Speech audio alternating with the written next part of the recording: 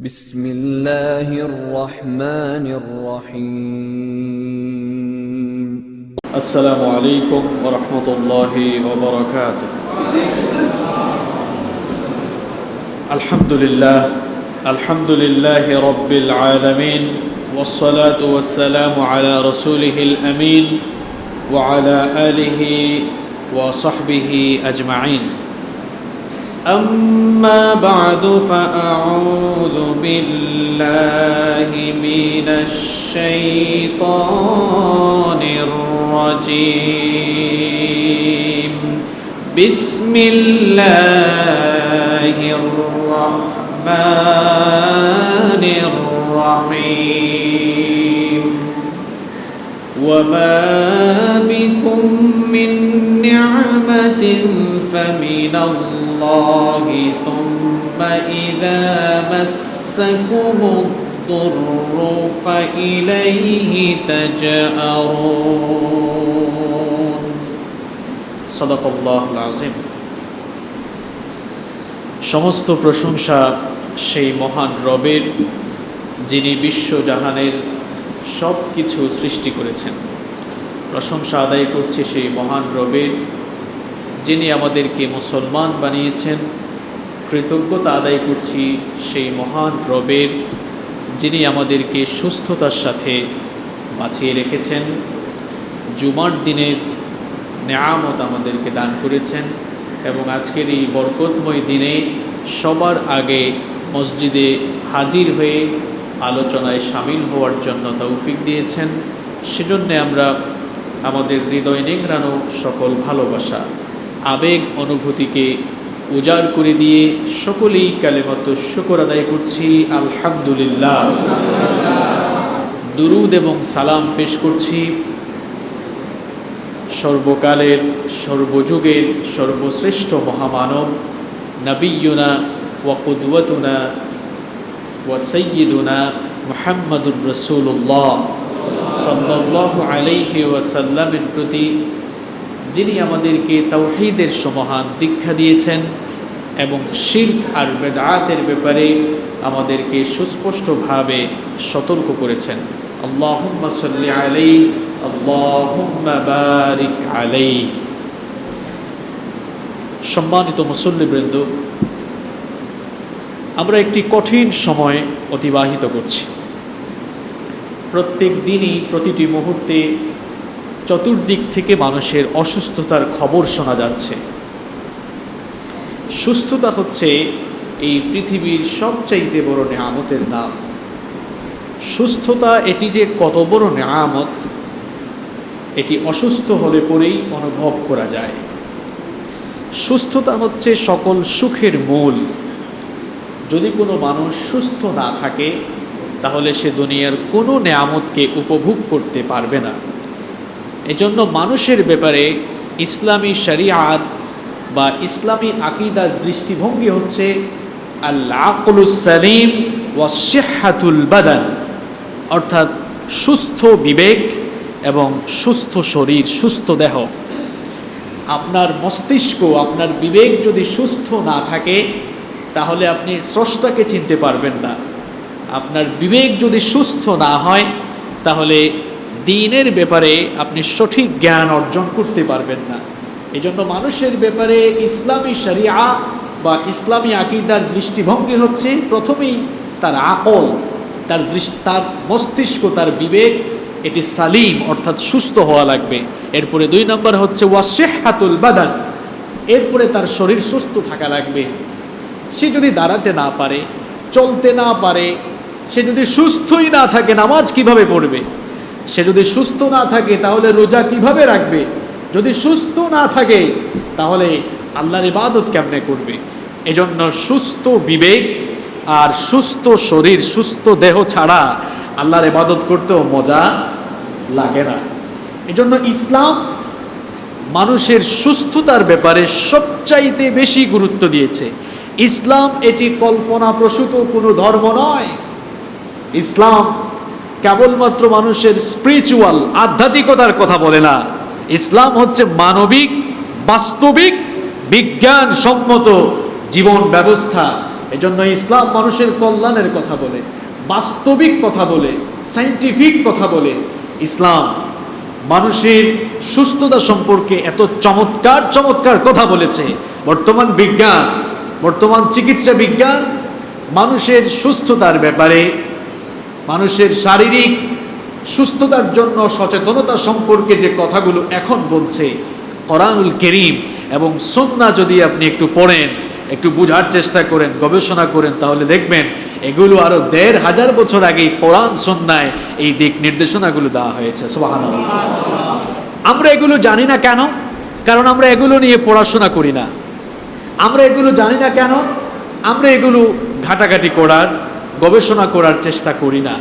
আমরা মনে করি কোরআন হাদিস বা ইসলাম এটি তো কেবল আধ্যাত্মিকতার উৎস, এখান থেকে কেবল আধ্যাত্মিক শক্তি নেওয়া যাবে, কিন্তু বাস্তবিক মানবিক প্রয়োজনীয় এবং বিজ্ঞানসম্মত অনেক দিক নির্দেশনা যে কোরআন থেকে হাদিস থেকে পাওয়া যায়, এটি আমরা জানি না। আর না জানার কারণেই আমাদের এই অবস্থা হয়েছে। সম্মানিত ভাইয়েরা, সুস্থতার প্রতি ইসলাম কতটা গুরুত্ব দিয়েছে দেখেন।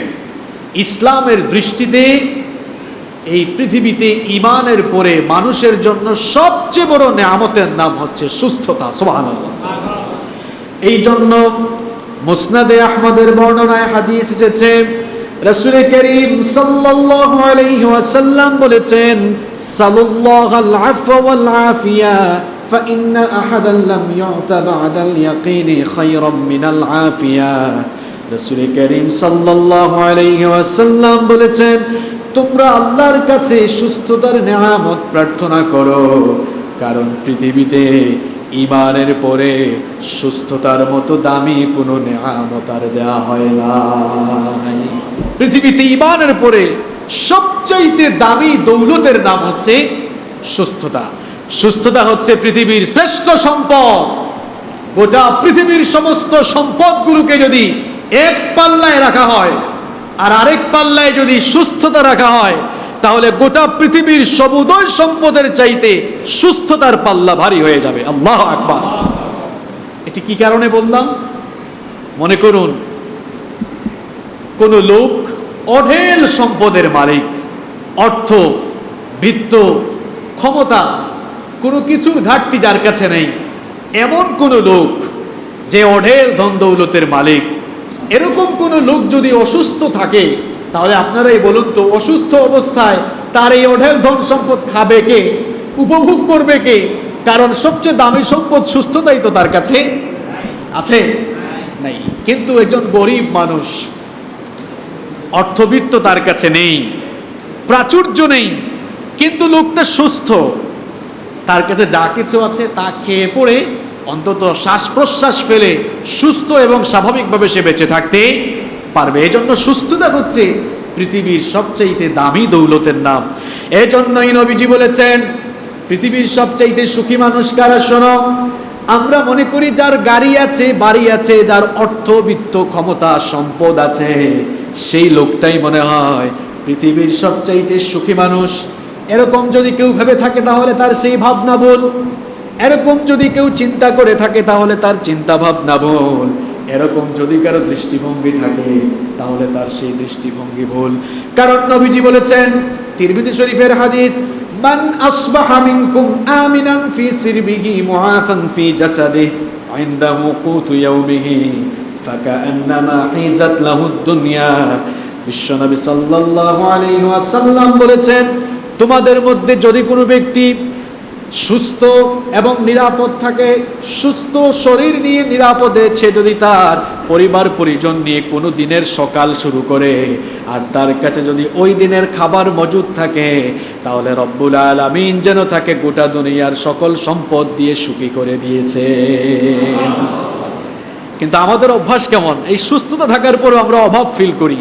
আপনি একটু চিন্তা করেন তো, আজকের দিনের সকাল শুরু হয়েছে কত মানুষের অসুস্থতা দিয়ে, কিন্তু তার বিপরীতে আপনার সকাল শুরু হয়েছে সুস্থতা দিয়ে। আলহামদুলিল্লাহ। সুতরাং এই পৃথিবীর সবচেয়ে সুখী মানুষ আপনি, কারণ আজকের দিন শুরু হয়েছে আপনার শারীরিক সুস্থতা দিয়ে। নবীজি সেই কথাই বলছেন, শারীরিক সুস্থতা দিয়ে যে ব্যক্তি তার দিন শুরু করে সকাল শুরু করে সেই হচ্ছে এই দুনিয়ার সবচেয়ে সুখী মানুষ। সুবহানাল্লাহ। আপনি যদি এর প্রমাণ পেতে চান, এই চট্টগ্রাম শহরের একজন কোটিপতির বাসায় যান, যেই লোক আজ সকাল থেকে কিংবা কাল রাত থেকে অসুস্থ, তার পাশে গিয়ে আপনি দেখেন সেই আপনি যাকে সুখী মনে করেন সেই লোকটা কতটা অসুস্থ নিজেকে ভাবছে, আর সেই লোক আপনাকে দেখে সুস্থ হওয়ার জন্য একটু আকাঙ্ক্ষা করছে, ঠিক কিনা? সুতরাং সুস্থতার সাথে যেই লোক দিন শুরু করে, নবীজির ভাষায় তারাই হচ্ছে দুনিয়ার সবচাইতে সুখী মানুষ। সুস্থতা হচ্ছে সুস্থ ব্যক্তির মাথার মুকুট। এজন্য আরবিতে একটি প্রবাদ আছে, আস-সিহহাতু তাজুন আলা রুউসিল আসিহা, অর্থাৎ সুস্থতা হচ্ছে সুস্থ ব্যক্তির মাথার মুকুট। খুব খেয়াল করে শুনুন, সুস্থতা হচ্ছে সুস্থ ব্যক্তির মাথার মুকুট। এখন আমাকে বলেন তো দেখি, মাথায় তো মুকুট পরিধান করলে মানুষ দেখে, আপনারা যারা এখানে এসেছেন যারা সুস্থ মানুষ, এখন বলা হচ্ছে সুস্থতা মানুষের মাথার মুকুট, তো আপনাদের মাথার সেই মুকুটটা দেখা যায় না কেন? এটা আমি সুস্থ হিসাবে আরেকজন সুস্থ মানুষের সেই সুস্থতার মুকুট দেখতে পারবো না।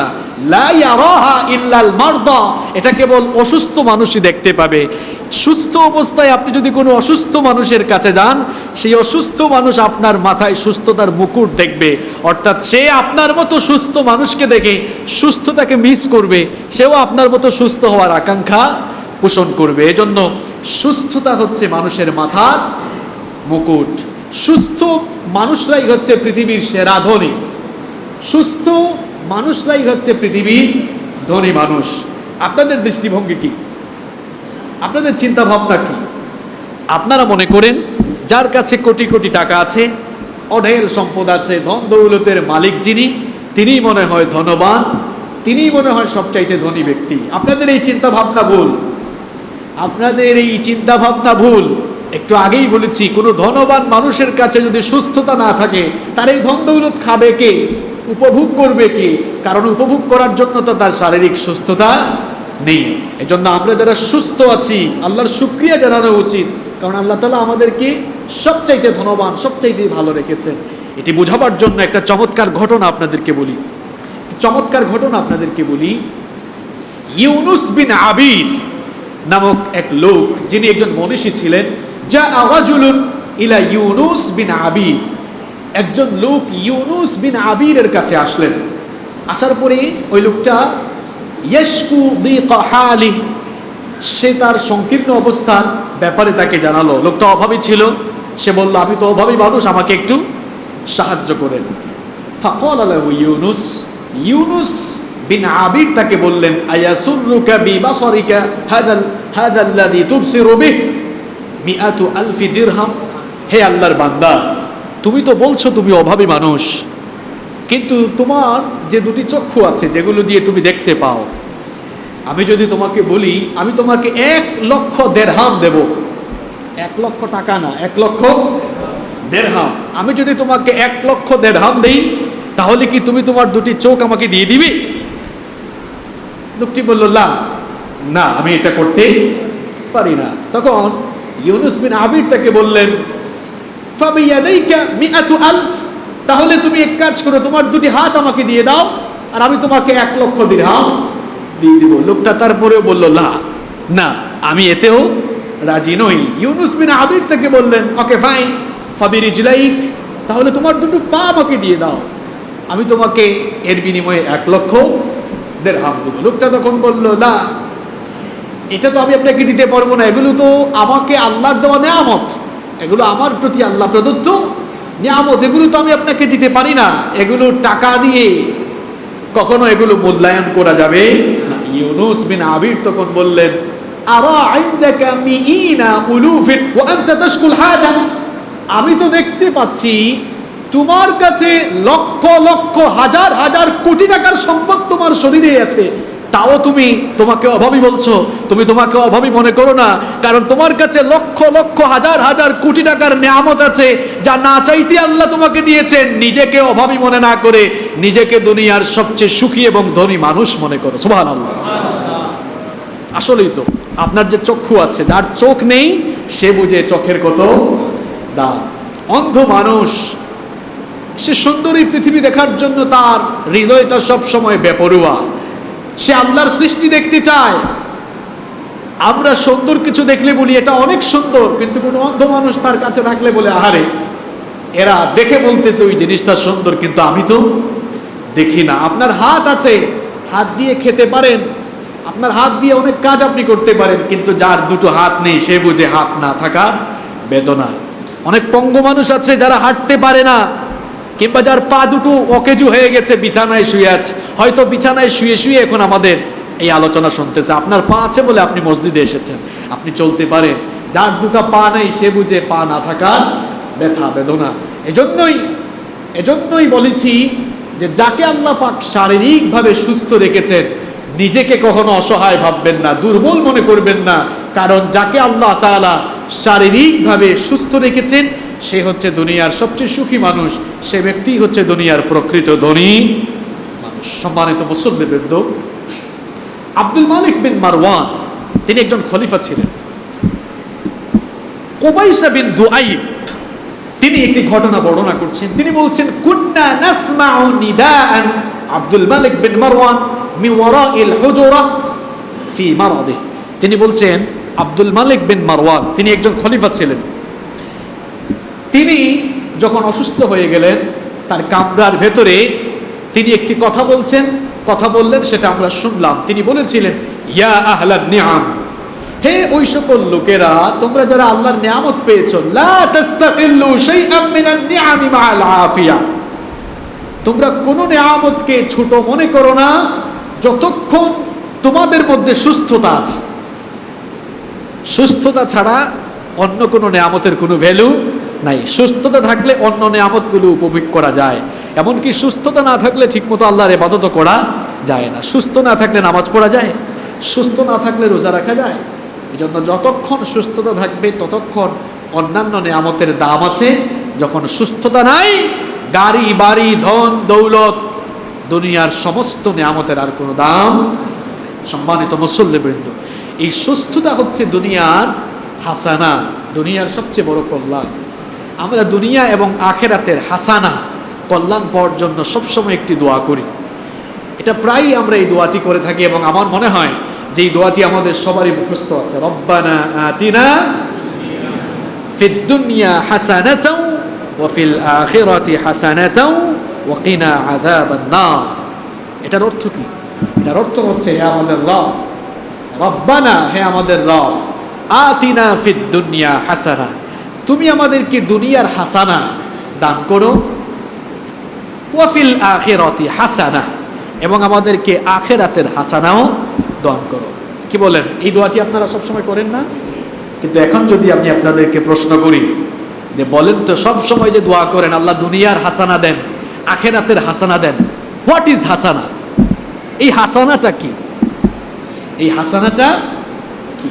ইমাম আন-নাওয়ী রাহিমাহুল্লাহ তিনি এই আয়াতের তাফসীর করেছেন এভাবে। তিনি বলছেন, আযহারুল আকওয়ালি ফি তাফসীরিল হাসানা ফিদ দুনিয়া আন্নাহাল ইবাদাহ ওয়াল আফিয়া ওয়া ফিল আখিরাতি আল জান্নাতু ওয়াল মাগফিরা।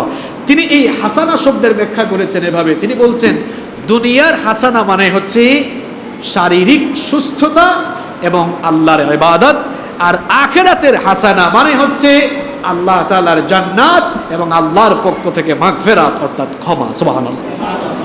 দুনিয়া এবং আখিরাতের এই হাসানা আপনারা চান কি চান না? তাহলে দুনিয়ার হাসানা কি? আচ্ছা, দুনিয়া বাদ দিয়ে কি আখিরাত পাওয়া যায়? কথা বলেন, দুনিয়া বাদ দিয়ে কি আখিরাত পাওয়া যায়? ইটস কোয়াইট ইম্পসিবল, এটা অসম্ভব, সম্ভবই না। দুনিয়াকে কাজে লাগিয়ে আখিরাত অর্জন করতে হবে। আর দুনিয়াকে কাজে লাগানোর জন্য আপনার কি লাগবে? দুনিয়ার হাসানা অর্জন করা লাগবে। আর দুনিয়ার হাসানা অর্জন করবেন কিভাবে? শারীরিকভাবে সুস্থ থেকে, এই সুস্থ শরীর নিয়ে আল্লাহর ইবাদত করে। দুনিয়ার এই হাসানাটাই হচ্ছে শারীরিক সুস্থতা এবং আল্লাহর ইবাদত। আল্লাহ তাআলা যেন আমাদেরকে এই হাসানা দান করেন, এজন্য দোয়া করতে হবে। পড়েন আমার সাথে, রব্বানা আতিনা ফিদ দুনিয়া হাসানাতাও ওয়া ফিল আখিরাতি হাসানাতাও ওয়া কিনা আযাবান নার। হে আমাদের রব, আপনি আমাদেরকে দুনিয়া এবং আখিরাতের হাসানা দান করেন। বলেন আমিন। একটি হাদিস আমার মনে পড়ে গেল, এই হাদিসটি মুসলিম শরীফে বর্ণিত হয়েছে। আনাস বিন মালিক রাদিয়াল্লাহু আনহু এই হাদিসটি বর্ণনা করেছেন। খুব চমৎকার একটা ঘটনা, শুনেন। আন্না রাসূলুল্লাহ সাল্লাল্লাহু আলাইহি ওয়াসাল্লাম আদা রাজুলান মিনাল মুসলিমিন। আনাস বিন মালিক রাদিয়াল্লাহু আনহু বলছেন, রাসূল করিম সাল্লাল্লাহু আলাইহি ওয়াসাল্লাম একবার এক অসুস্থ মুসলমান লোককে দেখার জন্য গেলেন। সেই লোকটা এতটাই অসুস্থ ছিল, কদ খাফাতা ফাসারা মিথলাল ফারখ, লোকটা অসুস্থ হয়ে তার দেহ এমনভাবে শুকিয়ে গিয়েছিল, জরাজীর্ণ কৃশকায় হয়ে গিয়েছিল, তাকে দেখতে মিথলাল ফারখ, মুরগির বাচ্চার মতো মনে হচ্ছিল। অর্থাৎ সে এতটাই শুকিয়ে গিয়েছিল। তাকে দেখে আল্লাহর নবী বললেন, হাল কুনতা তাদউ বিশাইইন আও তাসআলুহু ইয়া, তুমি কি আল্লাহর কাছে কোনো দোয়া করেছো? তুমি কি আল্লাহর কাছে কিছু চেয়েছো নাকি? সেই লোকটা তখন বলল, না, আমি আল্লাহর কাছে দোয়া করেছি। নবীজি তখন বললেন, তুমি আল্লাহর কাছে কি দোয়া করেছো? লোকটা তখন বলল, আমি আল্লাহর কাছে বলেছি, আল্লাহুম্মা মা কুনতা মুআকিবি বিহি ফিল আখিরাহ ফাআজ্জিলহু লি ফিদ দুনিয়া। আমি বলেছি, আল্লাহ, যদি আখিরাতে আমি কোনো শাস্তি পাওয়ার থাকে, তাহলে আখিরাতে না নিয়ে তুমি আমাকে এখন আখিরাতে সেই শাস্তি না দিয়ে আমাকে দুনিয়াতেই সেই শাস্তি দিয়ে দাও, এরপরেও আখিরাতে আমাকে শাস্তি দিও না। নবীজি এই কথা শুনে বললেন, সুবহানাল্লাহ, লা তুতিউহু আও লা তাস্তাতিউহু, তুমি এই কথা কেন বললে? কারণ তুমি তো তা সহ্য করতে পারবে না। আফালা কুলতা, তুমি কেন এভাবে আল্লাহর কাছে দোয়া করলে না, রব্বানা আতিনা ফিদ দুনিয়া হাসানা ওয়া ফিল আখিরাতি হাসানা ওয়া কিনা, তুমি কেন এই দোয়া করলে না? নবীজি তাকে শিখালেন, তুমি এই দোয়া করো, এই দোয়া করলে তুমি দুনিয়াতেও হাসানা পাবে, আখিরাতেও হাসানা পাবে। সুবহানাল্লাহ। নবীজি তার জন্য দোয়া করলেন, ফাদাআ লাহু ফাশাফাহু, নবীজি তার জন্য দোয়া করলেন, আল্লাহ তাআলাও তাকে সুস্থ করে দিলেন। সুবহানাল্লাহ।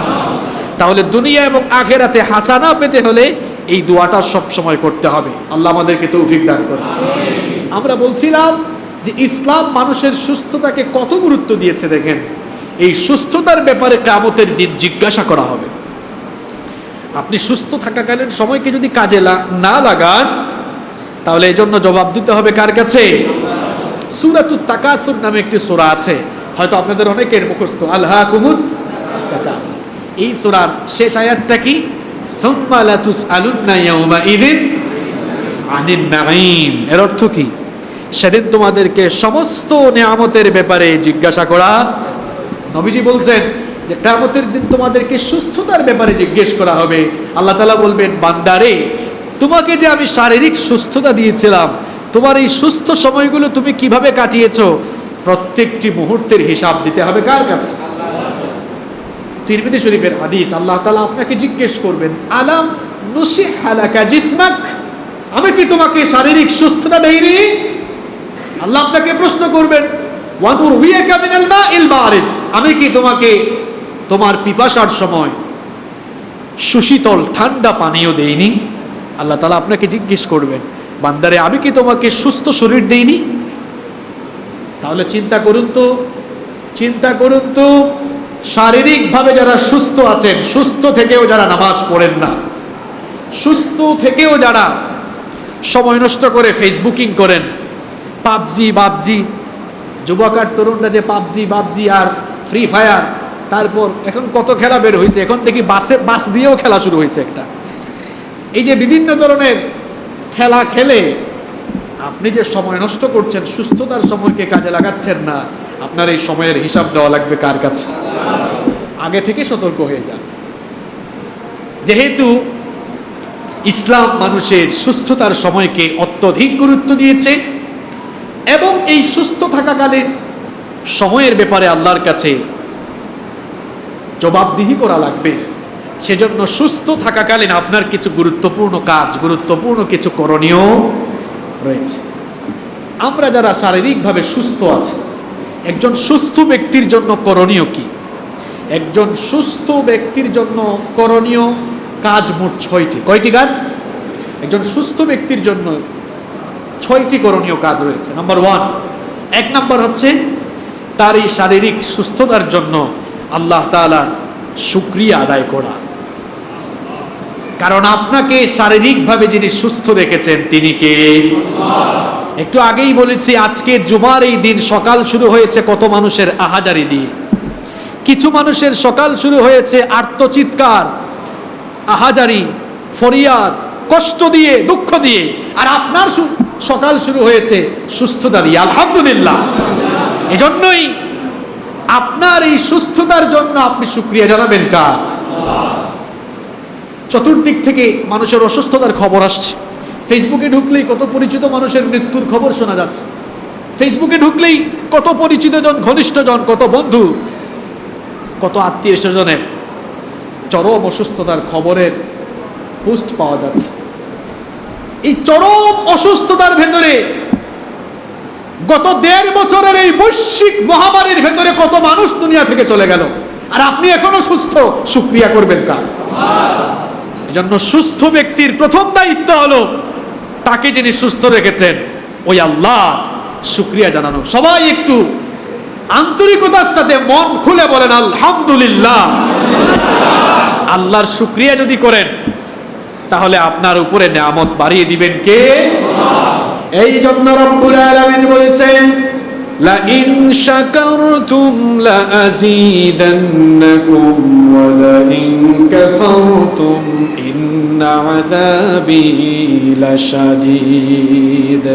আল্লাহ তাআলা বলছেন, আমি যে তোমাদেরকে নিয়ামত দিয়েছি, সেই নিয়ামতগুলো উপভোগ করার পরে, নিয়ামত পাওয়ার পরে যদি আমার নিয়ামতের উপরে শুকরগুজার হয়ে আমার প্রশংসা করো, তাহলে তোমাদের উপরে নিয়ামত আমি আরো বাড়িয়ে দেব।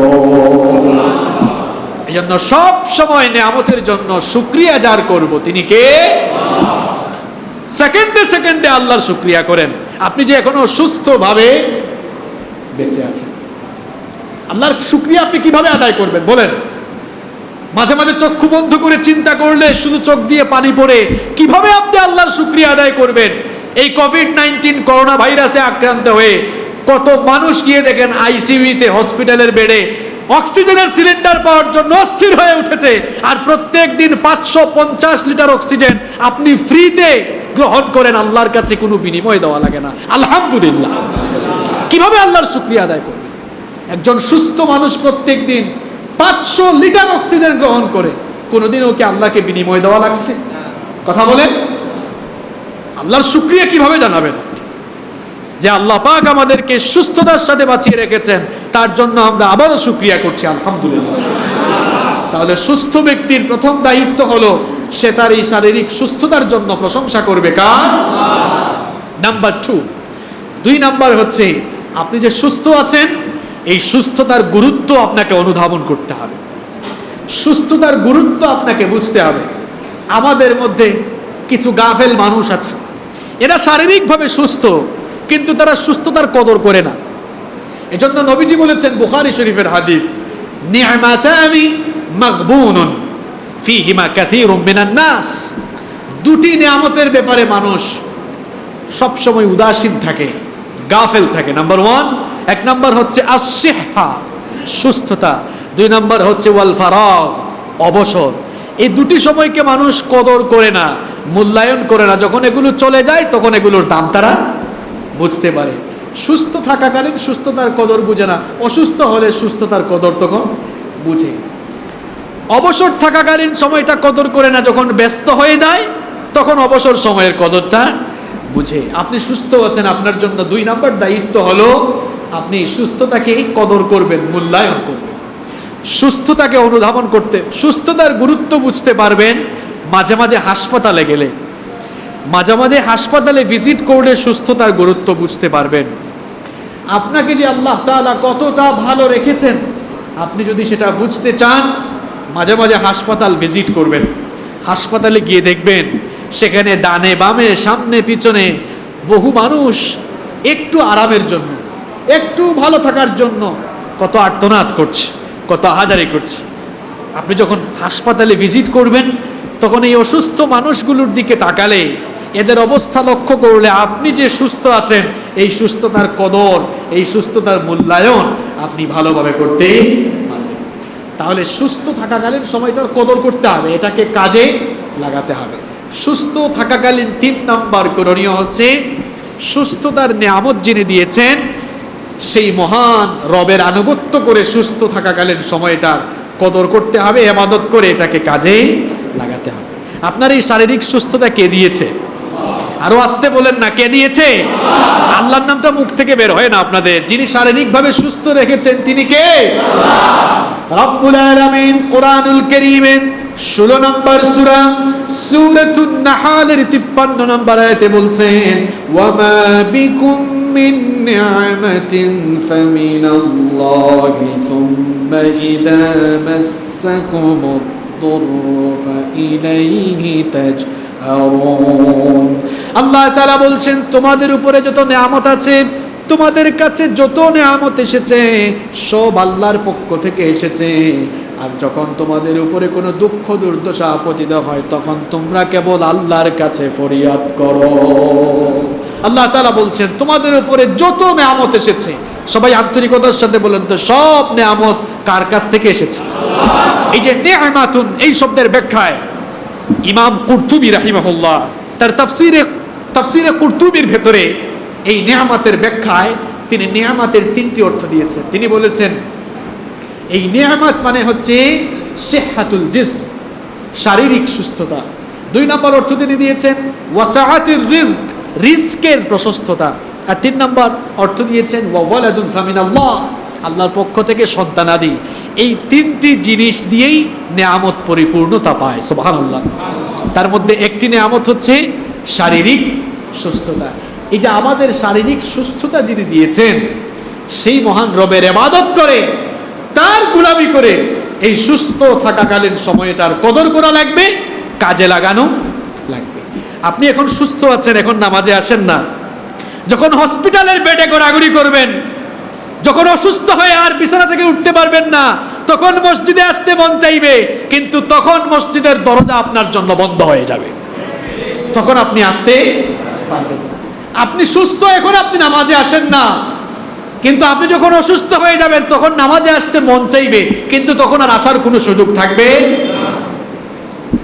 আপনি সুস্থ, আপনার সামর্থ্য ছিল, আপনি হজ করেন নাই, কিন্তু গত 1.5 বছর ধরে এখন হারামাইন শরীফাইনের দরজা বন্ধ হয়ে।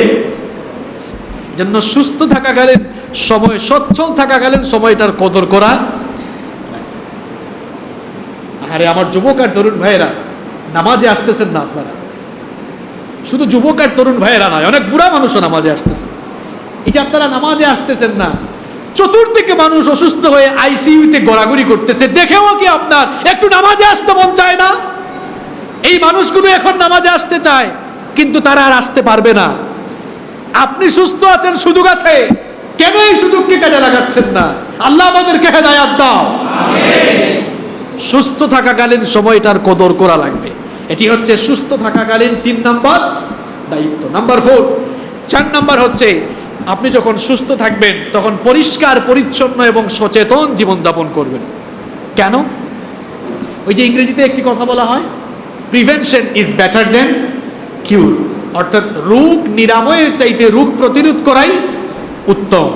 অসুস্থ হওয়ার চাইতে সুস্থ থাকাকালীন যেন অসুস্থ হওয়া না লাগে, এজন্য পদক্ষেপ নেওয়াটাই উত্তম। মানুষ অসুস্থ হয় কখন? যখন সে অসতর্ক, অসচেতন, অপরিচ্ছন্ন, নোংরা জীবনযাপন করে। যখন অসচেতন হয়ে জীবনযাপন শুরু করে দেয় তখনই তার বিভিন্ন রোগবালাই দেখা দেয়। এজন্য একজন মুমিন কখনো অসচেতন হয়ে জীবনযাপন করে তার নিজের জীবনকে ধ্বংসের মুখে ঠেলে দিতে পারে না। কারণ আল্লাহ তাআলা সূরাতুল বাকারা এর 195 নম্বর আয়াতে বলেছেন, ওয়ালা তুলকু বিআইদিকুম ইলা তাহলুকা, খবরদার, সাবধান, নিজেরাই নিজেদেরকে ধ্বংসের দিকে ঠেলে দিও না। আলোচনার শুরুতেই বলেছিলাম, ইসলাম এটি মানবিক, বাস্তবিক এবং বিজ্ঞানসম্মত জীবন ব্যবস্থা। আপনি অসচেতন হয়ে অসতর্ক জীবনযাপন করে অসুস্থ হয়ে যাবেন, এটা ঠিক নয়। বরং আল্লাহ তাআলা বলছেন, নিজেরাই নিজেদেরকে ধ্বংসের দিকে ঠেলে দিও না। এজন্য আপনাকে সুস্থ থাকার জন্য যা করা দরকার তাই করতে হবে। পরিষ্কার পরিচ্ছন্ন জীবনযাপন করতে হবে। পরিষ্কার পরিচ্ছন্নতাকে তো ইসলাম এতই গুরুত্ব দিয়েছে, এই পরিষ্কার পরিচ্ছন্নতাকে ঈমানের একটি অংশ বলে ইসলাম ঘোষণা দিয়েছে। আল্লাহু আকবার। যে ইসলাম এত পরিষ্কার পরিচ্ছন্নতার কথা বলছে, সেই ইসলাম গ্রহণকারী লোকেরাই দেখা যাচ্ছে অপরিষ্কার, অপরিচ্ছন্ন। এটা কি একজন মুমিনের জীবনাচারের সাথে শোভা পায়? তাহলে আমাদের উচিত পরিষ্কার পরিচ্ছন্ন জীবনযাপন করা, পরিমিত খাদ্য খাওয়া।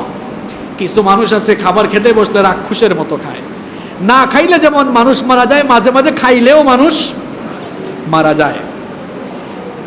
অতিরিক্ত খাওয়া যাবে না। এই খাবার দাবারেও নবীজির সুন্নাহ মেইনটেইন করেন, পেট বড় হবে না। কিছু মানুষের বুকের চেয়ে পেট বড় হয়ে গিয়েছে, এরকম আছে না নাই? পৃথিবীর কোনো পয়গাম্বার, কোনো নবী রাসূলের পেট বড় ছিল? আপনার এই ভুঁড়ি এত বেড়ে গেল কেন? আপনার পেটগুলো বস্তার মতো বের হয়ে গেল কেন? কারণ আপনার খাবার দাবার ঠিক নাই। আপনি নবীজির সুন্নাহ ফলো করে খাবার দাবার খান, আপনি 3 ভাগের 1 ভাগ খাবার খান, পাকস্থলীর 3 ভাগের 1 ভাগ খাবার দিয়ে পরিপূর্ণ করেন, আরেক ভাগ পানীয় পান করেন, আর 1 ভাগ খালি রেখে দেন। আমি চ্যালেঞ্জ করে বললাম, আপনার ভুঁড়ি, আপনার পেট কখনো বাড়বে? আপনি তো খাবার খেতে বসলে খাইতে খাইতে একদম গলা পর্যন্ত খেয়ে টাল হয়ে শুয়ে পড়ে, এরকম আছে না নাই? তো খাবার দাবারে নবীজির সুন্নাহ মেইনটেইন করেন। এরপরে শরীর চর্চা করেন, হাঁটাহাঁটি করেন, পরিমাণ মতো ঘুমান। এখন তো আর ঘুমায় না, সারা রাত জেগে জেগে ফেসবুকিং করে। এই জন্য যুবক অবস্থায় গাল টাল ভেঙে অবস্থা খারাপ, বিচি উঠতে উঠতে তার মুখের অবস্থা শেষ। তুমি যুবক মানুষ, তোমার চেহারার এমন অবস্থা কেন? কারণ তুমি ঠিক মতো ঘুমাও না। বিয়ের পরে দেখা যাচ্ছে এদের সংসারে সমস্যা হচ্ছে, দাম্পত্য জীবনে সমস্যা হবেই তো, কারণ তার সব যৌবন বিয়ের আগেই সে বিসর্জন দিয়ে ফেলেছে। এই জন্যই অসুবিধা, এই জন্যই সমাজে অশ্লীলতা বাড়ছে, পরকীয়া বাড়ছে, দাম্পত্য কলহ বাড়ছে। এগুলো কেন হচ্ছে? এগুলো আমরাই তৈরি করছি। আল্লাহ আমাদেরকে হেফাজত করুন। নিয়মিত বিশ্রাম নেওয়া, আলো বাতাস গ্রহণ করা, চলাফেরা, বিয়ে শাদী, পরিষ্কার পরিচ্ছন্নতা, পরিমিত খাদ্য পানীয় গ্রহণ, এগুলোর উপরেই সুস্থতা নির্ভর করে। এজন্য আপনি সুস্থ থাকাকালীন এই সকল রুটিন ফলো করতে হবে, যেন আপনি অসুস্থ হয়ে না যান। এখন ডক্টর জাহাঙ্গীর কবিরের কথা মানুষ খুব মনোযোগ দিয়ে শোনে। আরে মানুষের জন্য দুঃখ লাগে। অবশ্যই ডক্টর জাহাঙ্গীর কবির মানুষের উপকারের জন্য অনেক কাজ করছেন, অনেক ভালো ভালো কথা বলছেন, কিন্তু ডক্টর জাহাঙ্গীর কবির যে ডায়েটের কথা বলেন, খাবার দাবার গ্রহণের কথা বলেন, আপনি তো জানলে অবাক হয়ে যাবেন। এই সকল পদ্ধতি, এই সব জীবনাচার সব আমার নবীর সুন্নাহ থেকে কপি করা হয়েছে। আল্লাহু আকবার। এখন নবীজির সেই সুন্নাহ সম্মত জীবনাচার, জীবন পদ্ধতি সম্পর্কে আপনি জানেন না। আমাদের মধ্যে অনেক আলেমরাও সেগুলো খুঁজে বের করে মানুষের সামনে তুলে ধরছেন না। যদি তুলে ধরতেন, মানুষেরা মোটিভেট হতো, ইসলামের ব্যাপারে মানুষের আগ্রহ, উৎসাহ, উদ্দীপনা আরো বাড়তো না, কমতো। এজন্য নবীজির সুন্নাহ সম্মত জীবনাচারে যদি আমরা অভ্যস্ত হয়ে যাই, তাহলে আমরা সুস্থ এবং নিরোগ দেহ লাভ করতে পারবো ইনশাআল্লাহ। আমি বলছিলাম যে সুস্থ ব্যক্তির 6টি করণীয় রয়েছে, এর মধ্যে 4টা বললাম। নাম্বার 5 নাম্বার হচ্ছে সবসময় পুষ্টিকর খাবার খেতে হবে। নবী করিম সাল্লাল্লাহু আলাইহি ওয়াসাল্লাম পুষ্টিকর খাবার খেতে পছন্দ করতেন। যে সকল খাবার খেলে শরীরে আমিষ, প্রোটিন, শর্করা, আয়রন ইত্যাদি তৈরি হয়, এই সকল খাবার দাবারগুলো খেতে হবে। যেহেতু এখন বৈশ্বিক মহামারী চলছে, এই মহামারীর সময়েও আপনার শরীরটাকে, এই ভাইরাসকে মোকাবেলার জন্য শরীরে অ্যান্টিভাইরাস তৈরি করা লাগবে। আর এগুলো শুধু ঔষধ দিয়ে তৈরি হয় না, শুধু ভ্যাকসিন দিয়ে তৈরি হয় না, এগুলো রোগ প্রতিরোধকারী খাবার গ্রহণ করে শরীরকে অ্যান্টিভাইরাস শরীরের ভেতরে তৈরি করতে হবে।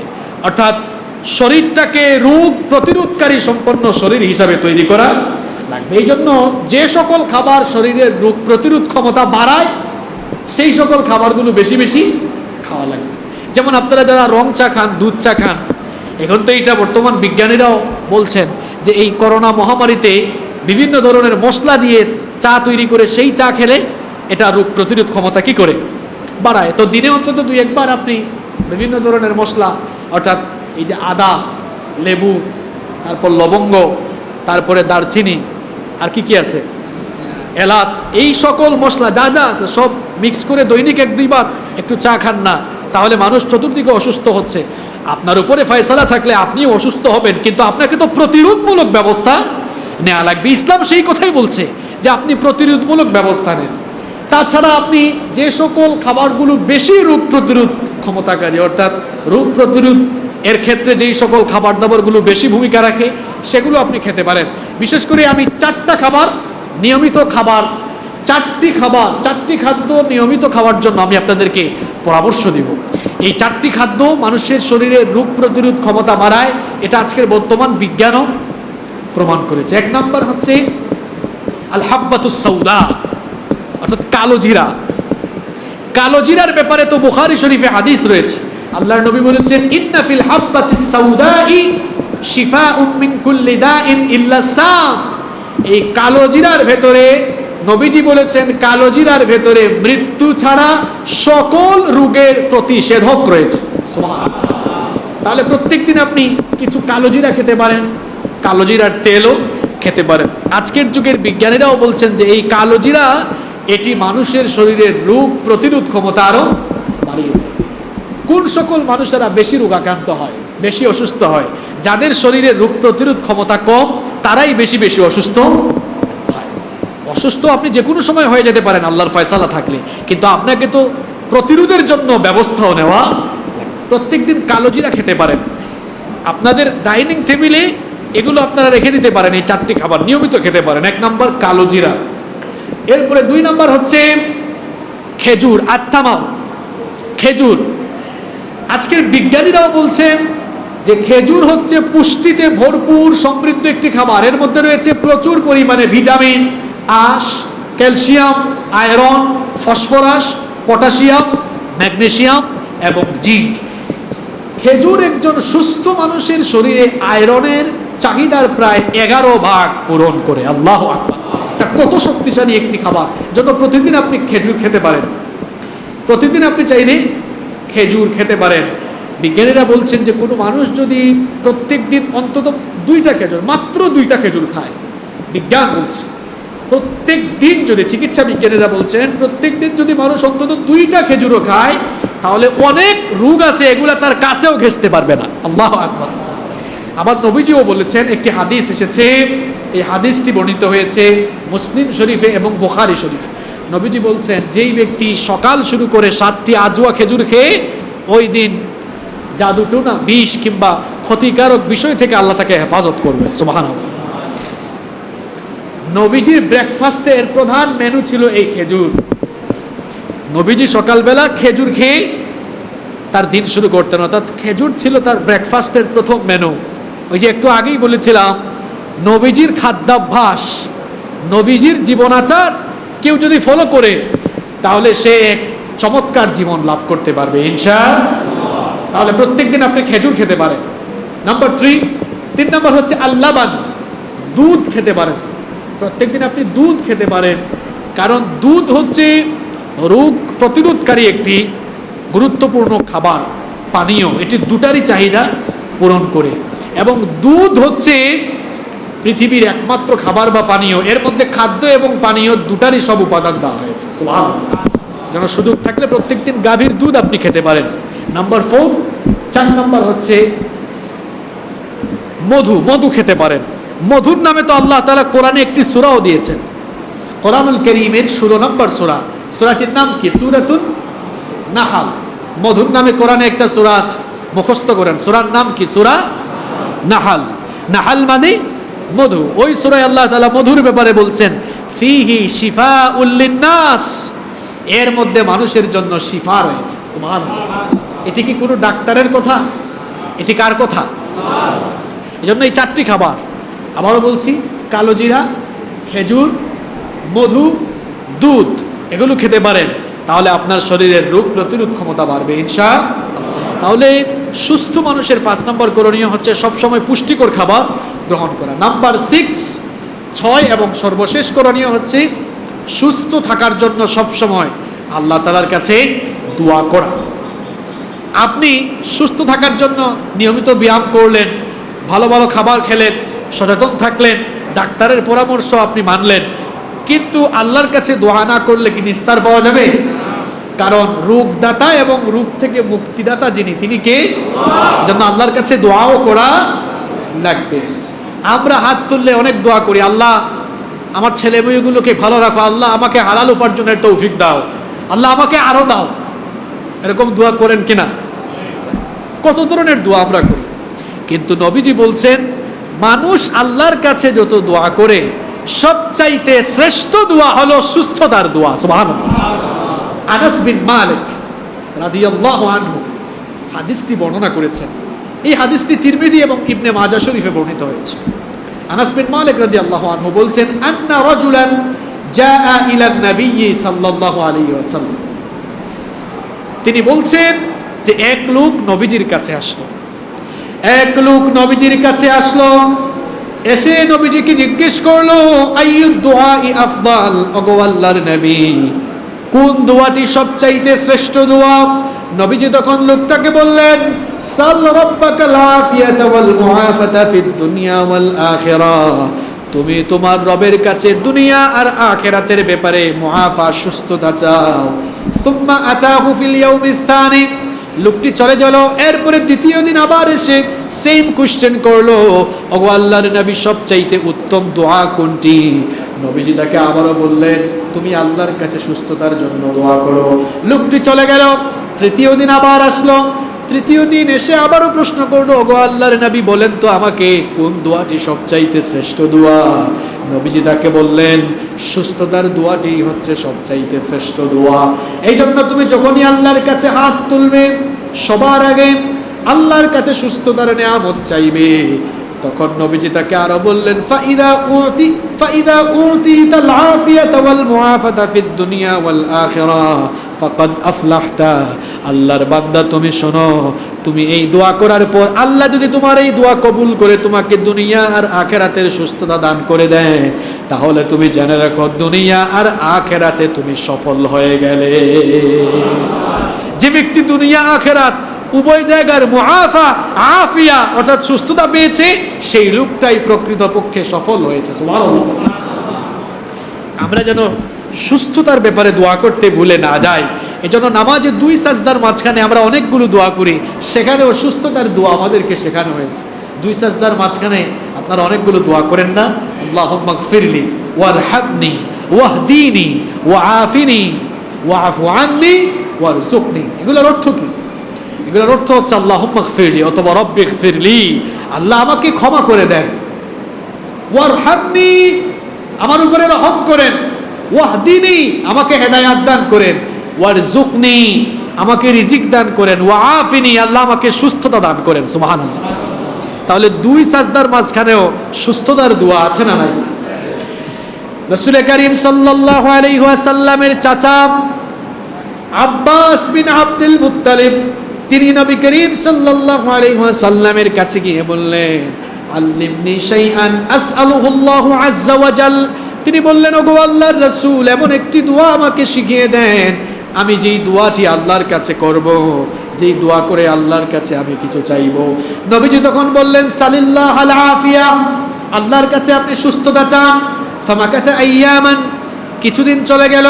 সুম্মা জিতা ফাকুলতু, এরপরে তিনি আবারও সুম্মা জিতু, তিনি বলছেন আমি আবারও নবীজির কাছে আসলাম, এসে আবারও বললাম আল্লিমনি শাইআন আসআলুহুল্লাহ, আমাকে এমন একটি দোয়া শিখান যেই দোয়ার মাধ্যমে আল্লাহর কাছে আমি কিছু চাইব। নবীজি সেদিনও আমাকে বললেন ইয়া আব্বাস ইয়া আম্মা রাসূলিল্লাহ সাল্লাল্লাহু আলাইহি ওয়াসাল্লাম সাল্লাল্লাহুল আফিয়াতা ফিদ দুনিয়া ওয়াল আখিরাহ। হে আব্বাস, হে আল্লাহ রাসূলের চাচা আব্বাস, আপনি শুনেন, আপনি হাত তুললেই সবার আগে সুস্থতার নিয়ামত প্রার্থনা করেন, কারণ সুস্থ না থাকলে দুনিয়ার কোনো নিয়ামত কি আর উপভোগ করা যাবে? এজন্য সবার আগে আপনি সুস্থতার নিয়ামত প্রার্থনা করেন। আল্লাহ যদি আপনাকে সুস্থতা দান করে তাহলে আপনি দুনিয়া আর আখিরাত উভয় জায়গায় সফল হতে পারবে। এজন্য হাত তুললে ভাইরা আগে সুস্থতা চাইয়েন। নবীজি সকাল সন্ধ্যায় আল্লাহর কাছে দোয়া করতেন আল্লাহুম্মা ইন্নী আসআলুকাল আফিয়াতা ফিদ দুনিয়া ওয়াল আখিরাহ। পরের আমার সাথে আল্লাহুম্মা ইন্নী আসআলুকাল আফিয়াতা ফিদ দুনিয়া ওয়াল আখিরাহ। যখনই আল্লাহর কাছে হাত তুলবেন এই দোয়াগুলো করবেন আল্লাহুম্মা ইন্নী আসআলুকাল আফিয়াতা ফিদ দুনিয়া ওয়াল আখিরাহ। এরপরে একটু আগে যে আরেকটি দোয়ার কথা বললাম রব্বানা আতিনা ফিদ দুনিয়া হাসানা ওয়া ফিল আখিরাতি হাসানা ওয়া কিনা। এই কঠিন সময়ে, মহামারীর সময়ে বেশি বেশি দোয়া পড়বেন, আল্লাহুম্মা ইন্নী আউযু বিকা মিনাল বারাস ওয়াল জুনুনি ওয়াল জুযামি ওয়া মিন সাইয়্যিল আসকাম। এর অর্থ কি? এর অর্থ হচ্ছে, আল্লাহ আপনি আমাকে শ্বেত, উন্মাদ, ধবল, কুষ্ঠরোগ এবং কঠিন কঠিন রোগ থেকে আমাকে আপনি হেফাজত করেন। বলেন আমিন। তাহলে সুস্থ থাকাকালীন একজন সুস্থ মানুষের কয়টি করণীয়, কয়টি দায়িত্ব? 6টি। যদি ভুলে যান আবারও মনে করিয়ে দিচ্ছি। 1 নাম্বার, সুস্থতার জন্য কার প্রতি শুকরিয়া জানানো? 2 নাম্বার, সুস্থতার গুরুত্ব অনুধাবন করা।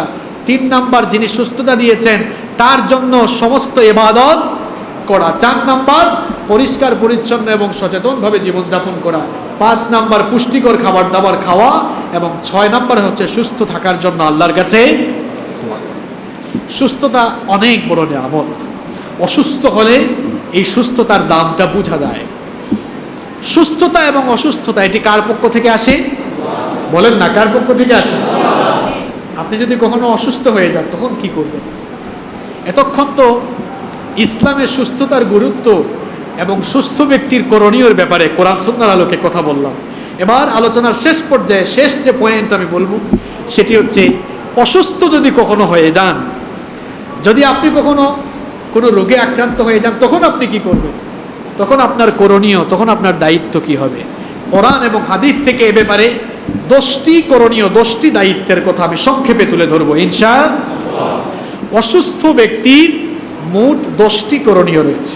নাম্বার 1 নাম্বার হচ্ছে, অসুস্থ হয়ে গেলে, যে কোনো রোগে আক্রান্ত হয়ে গেলে রোগের ব্যাপারে বিশুদ্ধ আকীদা লালন করতে হবে। আমাদের অনেকের এই জায়গাতেই সমস্যা আছে, রোগের ব্যাপারে সঠিক আকীদা নাই। এখন আপনাদের মনে হতে পারে যে রোগের ব্যাপারে সঠিক আকীদা, এটা আবার কেমন কথা?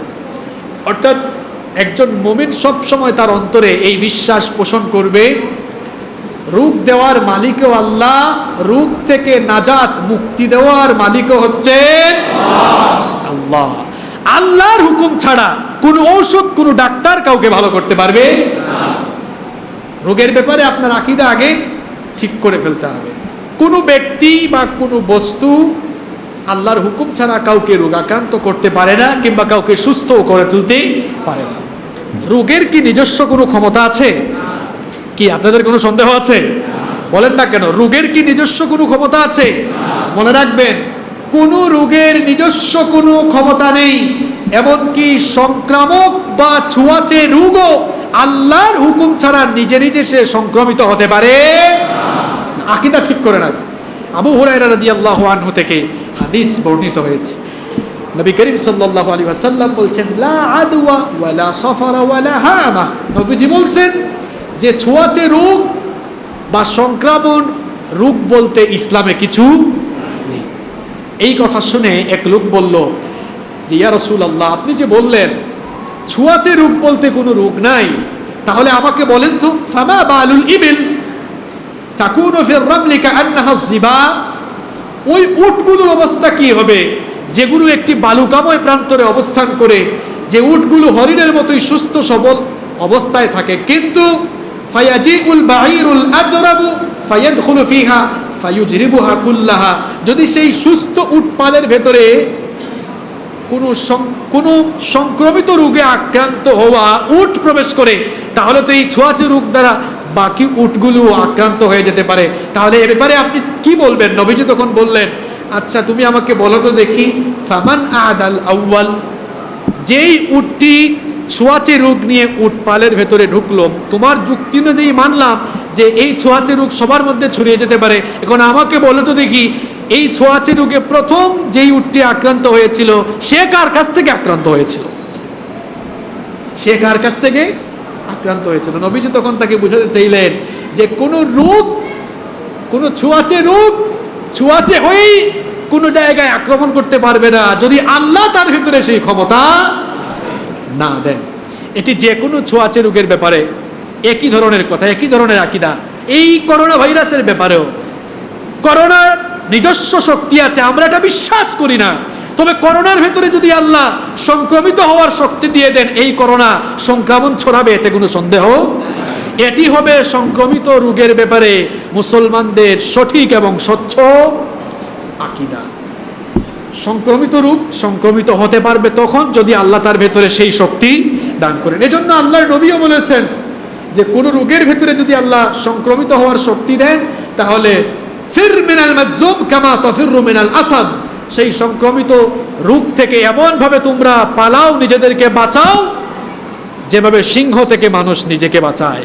অর্থাৎ যদি কোনো রোগের ভেতরে সংক্রমিত হওয়ার শক্তি আল্লাহ দেন, ওই রোগ থেকে নিজেকে প্রতিরোধের জন্য, বাঁচানোর জন্য সর্বাত্মক প্রচেষ্টা তোমরা করো। তাহলে অসুস্থ হয়ে গেলে প্রথম দায়িত্ব হবে রোগের ব্যাপারে আগে আপনাকে বিশুদ্ধ আকীদা ধারণ করতে হবে। নাম্বার 2 নম্বর হচ্ছে অসুস্থ হয়ে গেলে এই অসুস্থতাকে তাকদীরের অংশ মনে করতে হবে।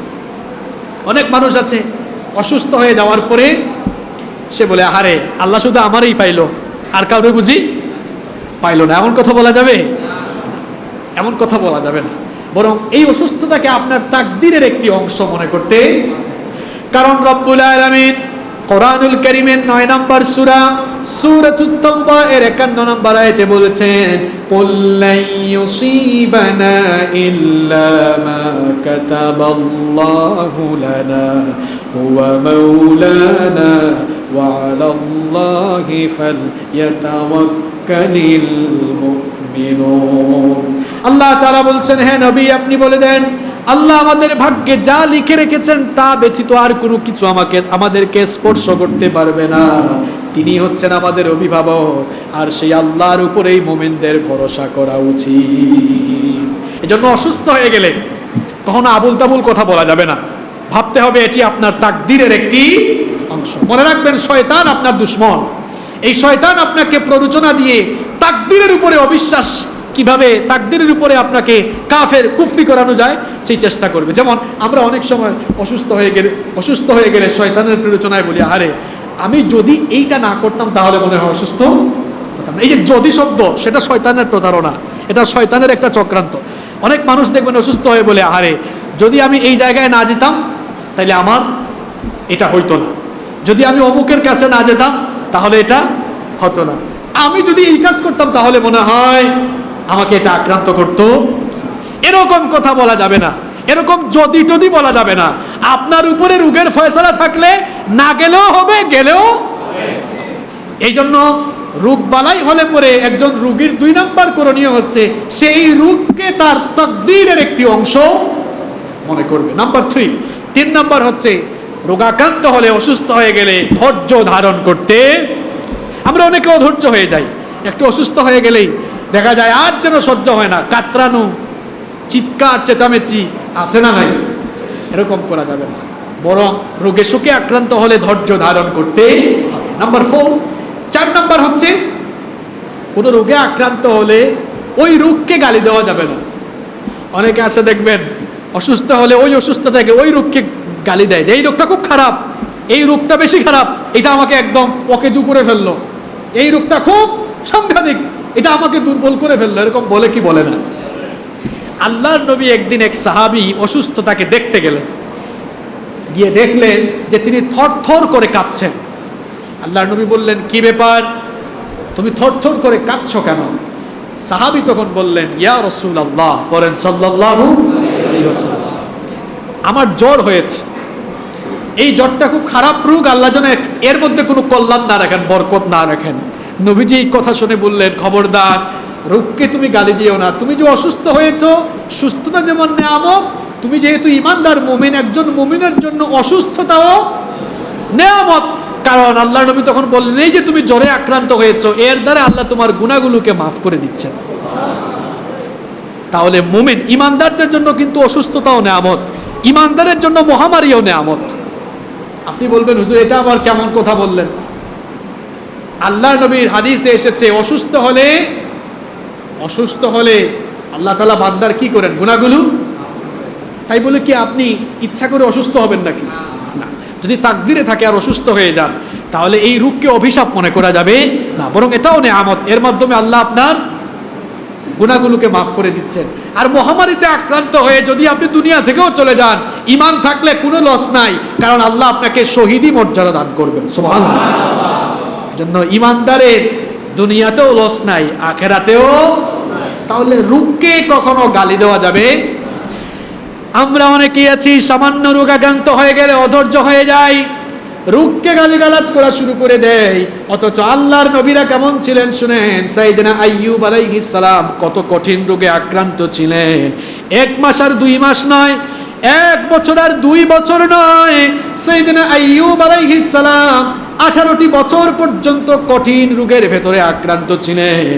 সাইয়েদনা আইয়ুব আলাইহিস সালাম এমন মারাত্মক রোগে আক্রান্ত হলেন, তার পা থেকে নিয়ে মাথা পর্যন্ত পুরো শরীরটা পচে যাওয়া আরম্ভ হলো। পুরো শরীরটা পচতে পচতে তার পুরো শরীরে যখন সংক্রমণ বেড়ে গেল, তার এলাকার লোকেরা তাকে এলাকা ছাড়া করলো, এলাকা থেকে বের করে দিল। এমনকি তার সন্তানাদি, তার ঘরের লোকেরা তাকে ঘর থেকে বের করে দিল। তার ঘরের লোকেরা, এলাকার লোকেরা যখন তাকে এলাকা থেকে বের করে দিল, 18টি বছর পর্যন্ত সেই রোগের মধ্যে তিনি ছিলেন। সারা শরীর পচতে পচতে যখন তার জিহ্বা পচা শুরু হয়ে গেল, এতদিন পর্যন্ত 18 বছর পর্যন্ত রোগকে গালি দিলেন না, আল্লাহর কাছে কোনো অভিযোগও পেশ করলেন না। কিন্তু যখনই আল্লাহর নবী আইয়ুব আলাইহিস সালামের জিহ্বাটা পচা ধরা আরম্ভ হয়ে গেল, তখন তিনি প্রথমবারের মতো মুখ খুলে আল্লাহর কাছে ফরিয়াদ করলেন, ওয়া আইয়ুবা ইদ নাদা রাব্বাহু আন্নী মাসসানিয়াদ দুররু ওয়া আনতা আরহামুর রাহিমিন। আল্লাহ তাআলা তার সেই দোয়া কোরআনে উঠিয়ে দিলেন। আইয়ুব আলাইহিস সালাম তখন বললেন, আল্লাহ তাআলা বলছেন, স্মরণ করো আইয়ুবের কথা, 18 বছর পর্যন্ত অসুস্থ থেকেও আমার কাছে কোনো অভিযোগ করে নাই। যখন তার জিহ্বায় পোকা ধরা শুরু হলো, তখন সে বলল, গো আমার রব, তুমি তো দেখতেই পাচ্ছ আমি অসুস্থ, আর আমি তো জানি তুমি দয়ালুদের মধ্যে সবচাইতে শ্রেষ্ঠ দয়ালু। সুতরাং আমার জিহ্বাটাও যদি পচে যায়, তাহলে তুমি যে আমাকে রোগ দিয়েছ, তোমার মতো সেই দয়াল আল্লাহর জিকির আমি কেমনে করব? আল্লাহু আকবার। তখনও অভিযোগ না, আল্লাহ আমাকে মাফ করে দেন এটা বলেন নাই, বলেছেন আল্লাহ সব তো পচে গিয়েছে, জিহ্বাটা ভালো রাখো যেন তোমার মতো আল্লাহকে আমি জিকির করে স্মরণ করতে পারি। সুবহানাল্লাহ। অভিযোগ করেছেন? অভিযোগ করেছেন? তাহলে অভিযোগ করা যাবে না, রোগকেও গালি দেওয়া যাবে না, সবর করতে হবে, ধৈর্য ধারণ করতে হবে। নাম্বার 5 নাম্বার হচ্ছে, কোন রোগে আক্রান্ত হলে মৃত্যু কামনা করা যাবে। আমাদের মধ্যে অনেক মানুষ আছে দেখবেন, কঠিন রোগে আক্রান্ত হলে বলে, সে বলে, আল্লাহ আমাকে মৃত্যু দাও, মরণ দিয়ে আমাকে দুনিয়া থেকে নিয়ে নাও। কি বলেন? এরকম বলে কি বলে না? বলে কি বলে না? আল্লাহর নবী বলেছেন, কখনোই কঠিন কোন রোগে আক্রান্ত হলে তোমরা মৃত্যু কামনা করো না, বরং তোমরা আল্লাহকে এভাবে আল্লাহর কাছে দোয়া করো, তোমরা বলো, আল্লাহুম্মা আহয়িনি মা কানাতিল হায়াতু খায়রাল লি ওয়া তাওয়াফফানি ইযা কানাতিল ওয়াফাতু খায়রাল লি। আল্লাহর কাছে এভাবে দোয়া করো, আল্লাহ যতদিন আমার জীবন আমার জন্য কল্যাণকর হয় ততদিন আমাকে বাঁচিয়ে রাখো, আর আমার যদি মৃত্যু আমার জন্য কল্যাণকর হয় তাহলে তুমি আমাকে মৃত্যু দিও। এরপরেও কখনো মৃত্যুকে চাওয়া যাবে না, কামনা করা যাবে না। নাম্বার 6 নাম্বার হলো, অসুস্থ হলে আতঙ্কিত হওয়া যাবে না, হতাশ হওয়া যাবে। এখন তো তাই চলছে, চতুর্দিকে আতঙ্ক আছে না নাই? মনে রাখবেন, শারীরিক অসুস্থতা মানুষকে যতটা না ঘায়েল করে, মানসিক অসুস্থতা মানুষকে তার চেয়েও বেশি ঘায়েল করে। আমার কথা বুঝতে পেরেছেন? শারীরিক অসুস্থতা মানুষকে যতটা কাবু করে, মানসিক অসুস্থতা এর চাইতে বেশি মানুষকে কি করে ফেলে। যেমন আমি প্রত্যেক দিন এখন ফেসবুকে বা টিভিতে দেখি, এত হাজার আক্রান্ত, এতজন মরে গিয়েছে। এটা বলার আগে বলেন যে এত হাজার মানুষ সুস্থ হয়েছে। এটা কেন বললাম? তাহলে মানুষ মানসিকভাবে একটু নিজেকে শক্ত করতে পারবে। এখন তো মানুষকে আমরা মানসিকভাবেই মেরে ফেলতেছি, মানসিকভাবে কাউকে মেরে ফেলা যাবে না। শুনেন, এমন বহু ঘটনা ঘটেছে, সুস্থ মানুষ, চারপাশে করোনা হয়েছে, এই আতঙ্কে আতঙ্কিত হয়ে স্ট্রোক করে সে মরে গেছে। আছে না নাই? আছে না নাই? আতঙ্কিত হওয়া যাবে না। ইমাম শাফিঈ রহমতুল্লাহ আলাইহির একটা চমৎকার কথা আমার মনে পড়ে গেল। তিনি বলেছিলেন যে, কাম মিন সাহিহিন মাতা মিন গায়রি ইল্লাহ। ভালো করে শুনেন, খুব চমৎকার কথা। তিনি বলেছেন, শোনো, এমন বহু সুস্থ ব্যক্তি আছে যে কোনো রোগবালাই ছাড়াই মরে গিয়েছে। শোনেন, কাম মিন সাহিহিন মাতা মিন গায়রি ইল্লাহ। এমন অনেক সুস্থ মানুষ আছে যে কোনো রোগবালাই ছাড়া সুস্থ, কিন্তু তাও মরে গিয়েছে। ওয়াকাম মিন আলিলিন আশা হিয়ারাম মিন আদ-দাহার। আর এমন অনেক অসুস্থ মানুষ আছে যে অসুস্থতা নিয়েও অনেক দিন ধরে বেঁচে আছে। আছে না এরকম? আমার আত্মীয়র মধ্যে একজন কয়েক মাস আগে মারাত্মক রোগে, একটা মরণ ব্যাধিতে আক্রান্ত হয়েছিলেন। তো এটা দেখার পরে হসপিটালে নিয়ে যাওয়ার পর ডাক্তাররা বলেছে বাড়িতে নিয়ে যান, আল্লাহ আল্লাহ করেন, এখন আর আমরা কিছু করতে পারবো না। আমরা সবাই ভাবছি হয়তো তিনি আর কয়েকদিন বেঁচে থাকবেন, কিন্তু আল্লাহু আকবার, আল্লাহর কুদরত আমরা দেখেছি, এখনো পর্যন্ত তিনি বেঁচে আছেন। এর মধ্যে অনেক সুস্থ মানুষ চলে গিয়েছে, আমার পরিচিত অনেক সুস্থ মানুষ মারা গিয়েছে। এই কথা ইমাম শাফিঈ বলছেন, রোগ ছাড়াই অনেক মানুষ মরে যায়, আর অনেক মানুষ রোগে আক্রান্ত হয়েও দীর্ঘদিন বেঁচে আছে। কুদরত আর রহমতটা কার? আপনার মৃত্যুর ফয়সালা থাকলে রোগবালাই লাগবে না, হঠাৎ করেই পরে মরে যাবেন। আর মৃত্যুর ফয়সালা না থাকলে আপনি করোনায় আক্রান্ত হলেও মরবেন না। এই যে আতঙ্কিত হলেই মানুষ মারা যায় কেন? আপনারা কি দেখেন নাই অনেক মানুষ করোনায় আক্রান্ত হয়ে আল্লাহর রহমতে সুস্থ হয়ে এখন সে বেঁচে ফিরেছে, আর কত মানুষ করোনায় আক্রান্ত হয়ে কিংবা করোনা ছাড়াই এমনি ছোটখাটো রোগে মরে গিয়েছে। এরকম আছে না নাই? আতঙ্কিত হওয়া যাবে না, ভরসা করতে হবে, তাওয়াক্কুল করতে হবে কার উপরে?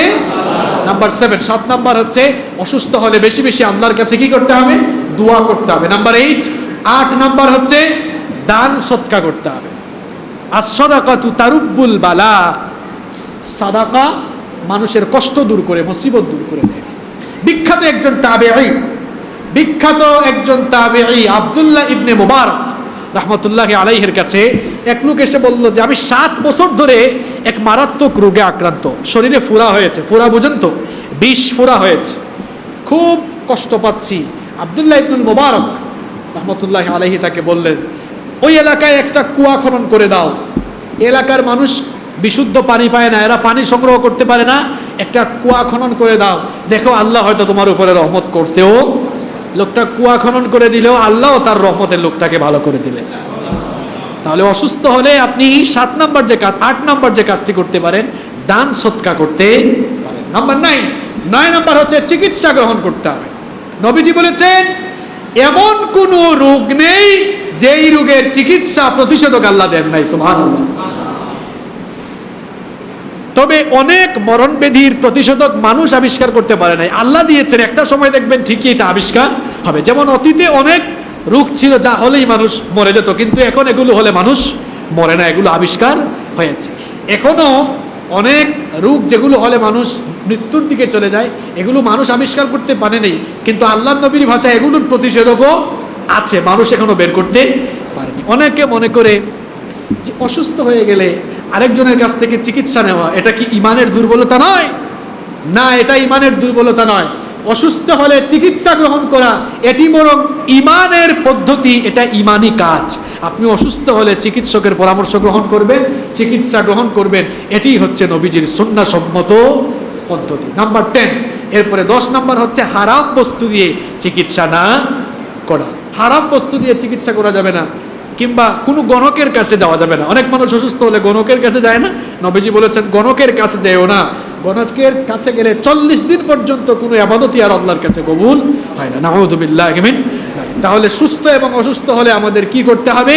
কোরআন এবং সুন্নাহর আলোকে আজকের জুমায় সেগুলো আমরা তুলে ধরেছি। যেহেতু এখন মানুষ চতুর্দিকে অসুস্থ হচ্ছে, অসুস্থ হলে ঘাবড়াবেন না, সুস্থ থাকাকালীন কি করতে হবে আর অসুস্থ হলে কি করতে হবে সেগুলো আমরা কোরআন সুন্নাহর আলোকে আজকে জেনেছি। জুমার খুতবার একটি বৈশিষ্ট্যই হবে যে খতিব সাহেবগণ সময়কে লক্ষ্য করে সময় উপযোগী বিষয় মানুষের সামনে তুলে ধরবেন। এই জন্য আমরা আজকে এই বিষয় তুলে ধরেছি।